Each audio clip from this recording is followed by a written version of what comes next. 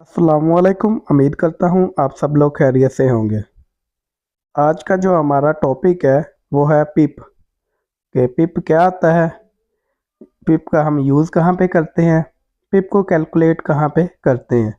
इससे पहले हम लोग डिस्कस कर चुके हैं टाइम फ्रेम के अबाउट, जो है वो TPSL किस तरह हम लगाते हैं, उनके बेनिफिट्स क्या आते हैं। अगर वो आप लोगों ने हमारी वीडियो नहीं देखी तो आप लोग हमारे चैनल पे जाके वो वीडियो देख सकते हैं और आप लोगों को वो चीज़ें क्लियर हो जाएंगी। तो आज हम शुरू करते हैं पिप के अबाउट। पिप क्या होता है? बेसिकली जो पिप होता है वो होता है परसेंटेज इन पॉइंट, कि कोई भी जो चीज़ है, जिस तरह हम फॉरेक्स में कैलकुलेशन कर रहे होते हैं वो परसेंटेज होती है पॉइंट्स में। जो हमारे पास आप लोग देखें तो ये क्या चल रहे होते हैं, पॉइंट्स चल रहे होते हैं। ये जितने भी आप लोग देखें तो क्या आती है, ये बेसिकली पॉइंट्स चल रहे होते हैं, जिनकी बेसिस पे हम लोग पिप्स की कैलकुलेशन करते हैं और कहते हैं कि इतने पिप्स हैं।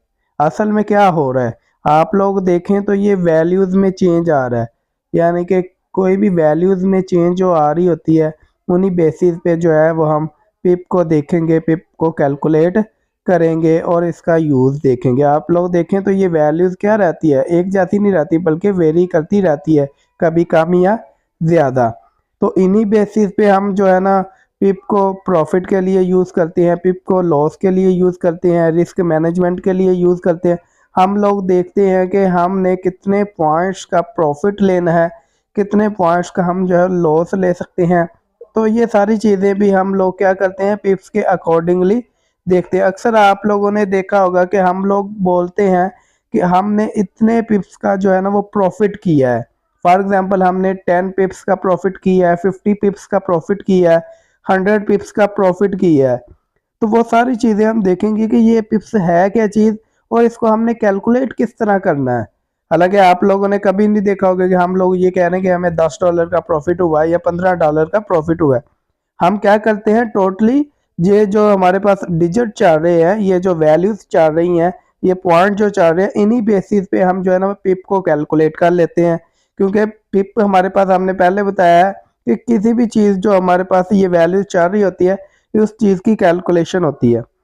अब हमारे पास आप लोग देखें तो ये गोल्ड का जो है ना वो पेयर ओपन है। हर एक पेयर्स पे जो है ना वो डिफरेंट कैलकुलेशंस होती है। हम मोस्टली गोल्ड पे 90% काम करते हैं, तो हम गोल्ड पे ही जो है ना वो पिप्स को कैलकुलेट कर लेते हैं और इसका जो है ना वो चीज़ें देख लेते हैं। आप लोग अगर देखें तो 2751 पे इस वक्त जो है ना वो गोल्ड मूव कर रहा है। अब हमने इसकी कैलकुलेशन करनी है। बेसिकली होता ऐसे है कि अगर मार्केट 2751 से 2752 पे चली जाएगी तो ये हमारे पास टोटली एक पॉइंट की मूवमेंट हो जाएगी। तो एक पॉइंट के मूवमेंट करने पे जो हमारे पास पिप्स बनेंगे गोल्ड में वो 10 पिप्स बनेंगे। अब इसको हम शॉर्टली अगर देखें तो आप लोग थोड़ा देखें, अगर ये वैल्यू क्या है 2753.73 है, तो अगर यहाँ से मार्केट जो है वो 2753.73 से 2754.73 तक चली जाती है, तो यानी कि ये पूरा एक पॉइंट मूव कर गया है। तो ये हम इसको कहेंगे ये हमारे पास 10 पिप्स बन गए हैं। इसी तरह अगर मार्केट 2753 से 2756.73 तक चली जाती है तो ये 3 पॉइंट बनते हैं। तो 3 पॉइंट मूव करने पे हम लोग कहेंगे ये हमारे पास 30 पिप्स का प्रॉफिट या लॉस हो गया। अगर हम बाय की ट्रेड लगाएंगे, मार्केट ऊपर को जाती है 2753.73 से 2756.73 तक, तो ये हमारे पास टोटल 3 पॉइंट मूव करी है। तो हमारे पास जो पिप्स बनेंगे वो 30 पिप्स बनेंगे, यानी कि एक पॉइंट के मूव करने पे हमें जो है वो 10 पिप्स कैलकुलेशन मिलती है। इसी तरह अगर हम बात कर लें, फॉर एग्जांपल जो मार्केट है वो 2752.50 से 2752.60 पे जाती है, तो ये इशारिया के बाद एक पॉइंट मूव करा है, यानी कि 50 से 60 पे गई है। तो यहाँ पे हमारे पास इशारिया के 50 से 60 पे जाने पे ये हमारे पास एक पिप बनेगा। इसी तरह 50 से 70 पे चली जाएगी इशारिया के बाद, तो ये हमारे पास क्या बन जाएंगे, 2 पिप्स बन जाएंगे। तो इसी तरह जो इशारिया के बाद वाली हमारे पास डिजिट्स है, इन पे जो हमारे पास ये देखें जो वैल्यू आ रही है, ये हम लोग अगर कैलकुलेट करेंगे तो इसमें हमारे पास क्या हो जाएगा, ये 1 पिप बन जाएगा।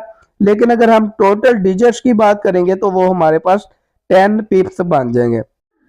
अब फॉर एग्जांपल यहाँ पे मैं एक ट्रेड लगाता हूँ 0.01 की। अगर मैं गोल्ड को ओपन करूँ, यहाँ पे न्यू ऑर्डर पे जाता हूँ, 0.01 की फॉर एग्जांपल बाई की एक ट्रेड लगा देता हूँ। ये मैंने एक ट्रेड लगा दी। अब आप लोग देखें, ये जो पॉइंट होता है ये हमारी ओपनिंग पॉइंट होता है, जिस पॉइंट से हमने ट्रेड लगाई होती है। और ये जो दूसरा पॉइंट होता है ये वो वाला पॉइंट होता है कि करंटली जो मार्केट है अभी इस पॉइंट पे जो है वो मूव कर रही है। अब आप लोग देखें तो मैंने जो ट्रेड लगाई हुई है वो लगाई हुई है 0.01 की। अब मार्केट जैसे ही आप लोग देखें 2752.48 से मार्केट पे ट्रेड लगी है, जैसे ही ये 2753.48 पे जाएगी तो ये एक पूरा पॉइंट मूव कर जाएगी। एक पूरा पॉइंट मूव करने से मुराद है कि ये हमारे पास 10 पिप्स बन जाएंगे और 10 पिप्स में जो हमें प्रॉफिट होगा वो हमें $1 का जो है वो प्रॉफिट हो जाएगा। अब इसी तरह फॉर एग्जांपल मैं एक ट्रेड लगा देता हूं 0.03 की। अब मैंने एक ट्रेड लगाई है 0.03 की, फॉर एग्जांपल ट्रेड लगी है 2753.80 से।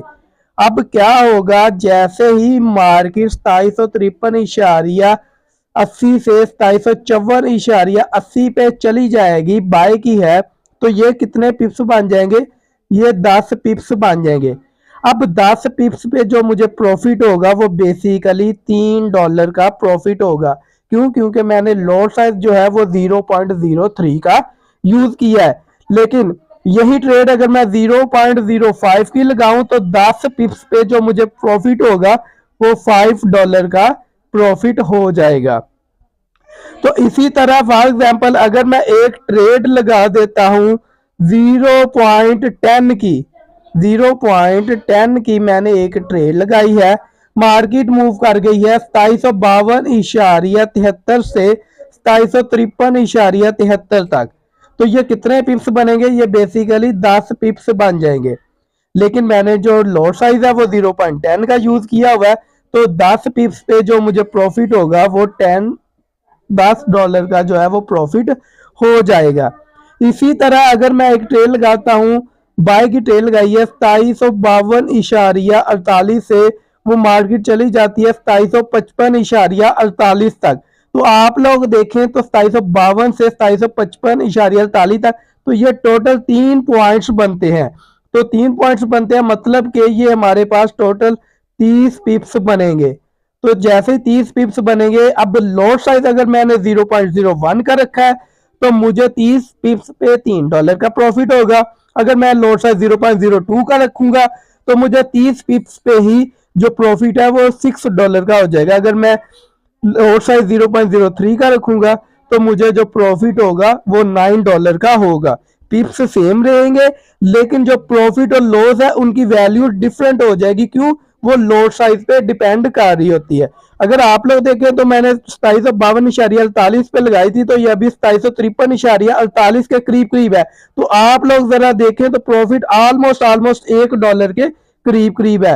होप सो आप लोगों को ये जो है इसका लॉट साइज का कंसेप्ट क्लियर हो गया होगा और आप लोग इजीली जो है वो लॉट साइज को जो है वो कैलकुलेट कर सकते हैं।